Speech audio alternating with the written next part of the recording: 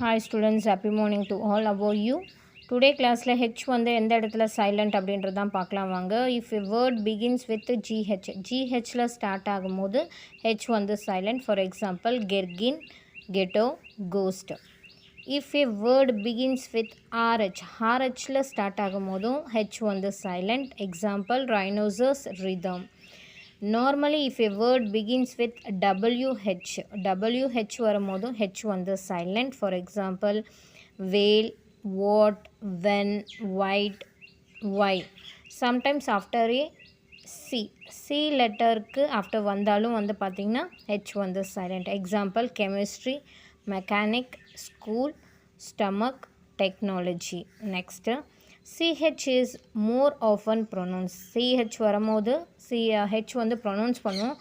ch அப்படின்னு pronounce பண்ணும். chair. Sometimes it's even pronounced chef. Next, a few words starts with a ஸ்டார்டிங்லேயே H வந்து வந்ததுனால ஒரு சில லெட்டர் வந்து சைலண்ட்டாக வரும். Example, heir, honest, honour, hour. Most of the time if a word starts with H you pronounce it. ஒரு சில இடத்துல ஹெச்சில் ஸ்டார்ட் ஆனால் அதை நம்ம ப்ரொனவுன்ஸ் பண்ணுவோம். ஃபார் எக்ஸாம்பிள், ஹவுஸ், ஹேட், ஹே. பாருங்கள், அந்த ஹ அப்படின்ற சவுண்ட் வந்து வரும். Thank you students.